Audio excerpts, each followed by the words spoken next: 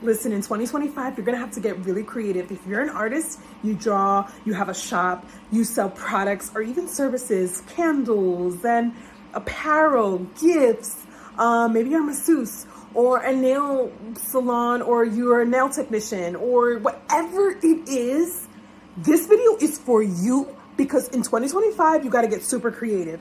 And we're not just talking about B2C and B2B, which means like you're selling to a consumer or you're selling to wholesale. No, your customers are going to look really, really different. So I'm going to dig into it. So if you have a minuto, I got some marketing. Okay, so if you are an artist, this is for you. If you draw, if you paint, if you're an artist and you sell your painting and you're like, oh my gosh, this is so hard. I can't sell nothing to nobody. And oh my God, I'm trying to sell online. I'm trying to do shows. Let me show you who you need to be pitching in 2025. Doctor's offices, dentist's office, chiropractors, hospitals, okay?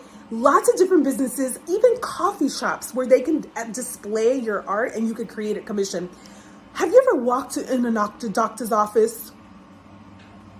It's so ugly. They have the ugliest art sometimes. And what people don't know is that they do have a budget. They do definitely have a budget, and they're more than happy to have your art. And yes, you can sell from there.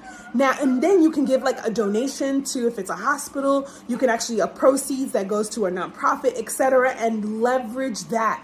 Listen, you got to get creative. Another one is staging companies. So if you don't know, realtors, when they're actually going to their clients to sell their properties, whether it's a large penthouse, a big house, it could be apartment, it could be whatever, and a condo, sometimes people want to stage their homes so they can show the value and the possibilities. These staging companies love art. They love it and they breathe it. And sometimes they're actually going to look forward to other artists for different types of styles so they can put it inside these homes, these bedrooms, etc. Now, all you have to do is actually reach out to a real estate broker or agent and ask them about staging companies, a local near you, so you don't have to keep shipping anything. Okay, this is a good one because I'm actually going to start using this for next year for my studio shop. So if you're selling apparel, candles, soaps, gifts, stickers, it does not matter what you're selling. If it's cutesy and awesome and it makes you feel warm and fuzzy and these are your products and you're a small business, there's 3 places that you need to start selling. The first one I'm going to start with is hospitals. Hospitals have gift shops. If you go to private hospitals, they have gift shops that you can actually just walk in and be like, hey, who's the buyer, of who does the buying process? Which that brings me to luxury birthing centers. There are some real swanky luxury birthing centers in LA that literally give mamas like, oh my God, beautiful packages. Luxury birthing centers are it. And these are places that you can literally create and curate personalized gifts, and they can actually buy these personalized gifts from you. This is a really good one. Retreats. So retreats, we're talking about luxury retreats, not even luxury, actually. If you ever go to Facebook and you just type in the word retreat, there's going to be thousands of pages where people are going to Bali and people are going to all these different places, and they are actually, the organizers are within those pages.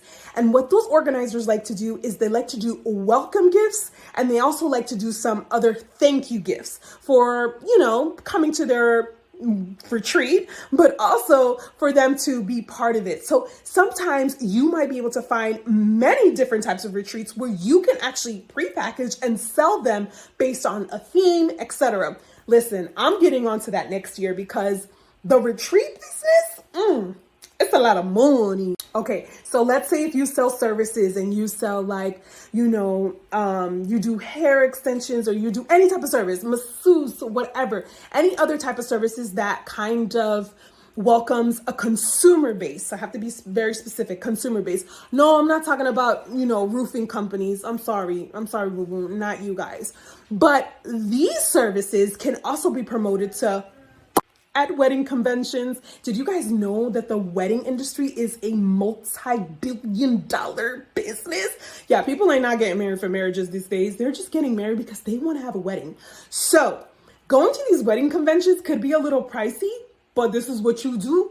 You walk around that wedding convention, you pick up some cords, you talk to some brides, you do some market research, and then you realize where there are other avenues that you can actually promote specifically to brides to be. And last but not least is sales teams or even corporate incentive companies. Let me explain. So for my nonprofit, I had a kids subscription box.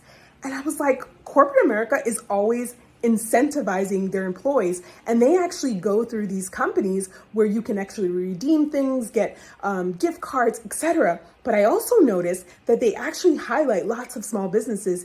And 90% of my Worldy Kids box, that subscription box, came from an incentive company where they promote to other businesses, like to the employees of other businesses. Places like Forma or places like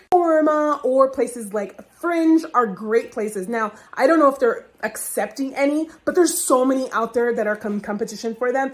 That's not going to be hard to find. I hope this gave you some inspiration for 2025 to give you a little bit of extra oomph when it comes to selling your product or service. Remember, marketing is not just a one highway street, it's a conversation. So wherever you think your customer might be, think of their lifestyle, think of who they are, think of how they're changing, think of how they're thinking, because it's not only about target market anymore. It's about lifestyle and conversation.